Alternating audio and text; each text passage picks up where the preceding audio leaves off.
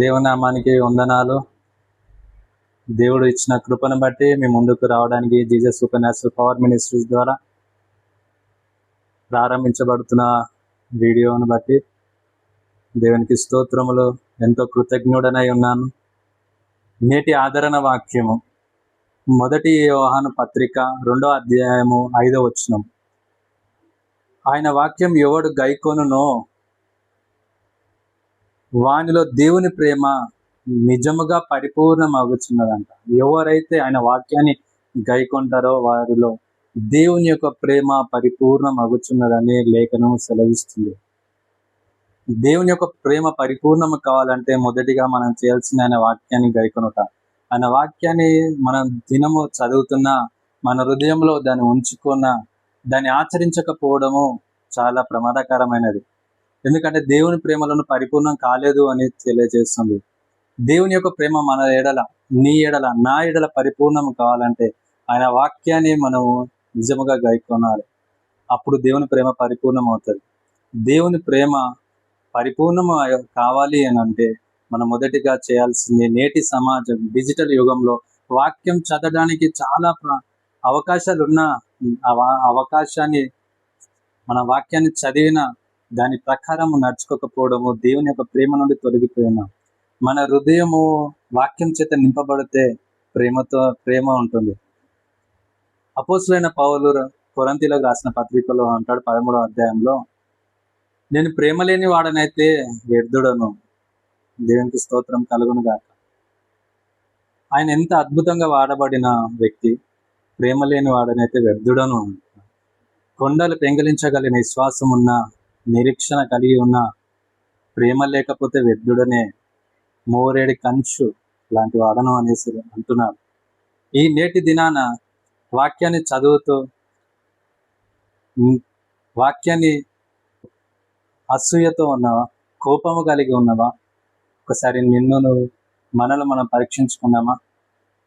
ఎలాంటి హృదయం మనలో ఉంది? దేవుడు ఏం కోరుకుంటున్నాడు? ఆయన మన కొరకు ఆయన ప్రాణాన్ని, మనల్ని ప్రేమించిన మన కొరకు తన ప్రాణాన్ని బలంగా పెట్టి ఉన్నాడు.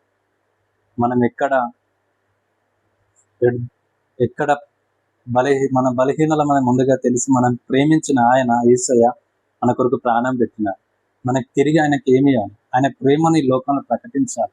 ఆ ప్రేమను ఆయన చూపించాలి. కానీ నేటి సమాజంలో స్వార్థము అధికమైపోయింది. సొంత సహోదరులకు పడట్ల, ఒక కుటుంబకులకు పడట్ల. ఎందుకు అంటే ప్రేమ లేదు, దేవుని యొక్క ప్రేమ వారిలో లేదు. కాబట్టి ఒకసారి మనలో మనం పరీక్షించుకొని దేవుని ప్రేమకు చోటిద్దాం.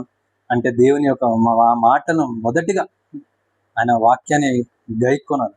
చదవడం కాదు, ఎందుకు చెప్తున్నాడు అని వినాలి. ఆయన ఏం చెప్పింది ఈ రోజు అని ఆలోచించాలి. ఏం చేయాలో ఆలోచించాలి. కాబట్టి నీతో నాతో దేవుడు చెప్తే పరిపూర్ణం కావాలని, తన ప్రేమలో పరిపూర్ణంగా మనం ఉండాలని దేవుడు సెలవిస్తున్నాడు.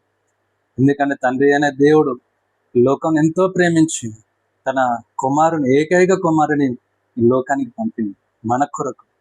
ఆయన యేసయ్య తండ్రిని ప్రేమించి ఆయన ఆజ్ఞను ఎక్కడ త్రోసివేయకుండా ఆయననే మనందరినీ ప్రేమించి మన కొరకు ప్రాణం పెట్టాడు.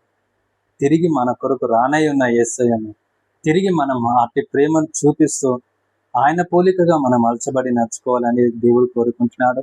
ఈ చిన్న వాక్యం దేవుడు దీవించునుగాక. ఈ వాక్యం వింటున్న మీలో దేవుడు దీవించునుగాక. కాబట్టి కళ్ళు మూసుకుంటే ప్రార్థన చేద్దాం. తండ్రి, నీకు వందనాలు, స్తోత్రములు, స్తుతులు చెల్లించుకుంటున్నాను ప్రభా. ఎంతమంది అయితే ప్రభా ఈ వాక్యాన్ని వింటున్నారో వారిలో నిజమైన నీ ప్రేమను అనుగ్రహించండి. వాక్యాన్ని చదువుతున్న బిడ్డలందరినీ కూడా దీవించండి. నీ ప్రేమ చూపుటకు ప్రతి ఒక్కరికి నీ కృప దయచేయమని వేడుకుంటున్నాను. నేటి దినమునైనా ప్రభా, ఇదిగో తండ్రి, లోకంలో ఎలా ఉండాలో ప్రేమ కలిగి అతి కృప దయచేయండి. మాయం పొందండి. ఈ వాక్యాన్ని రిసీవ్ చేసిన ప్రతి బిడ్డను దీవించి ఆశీర్వదించండి.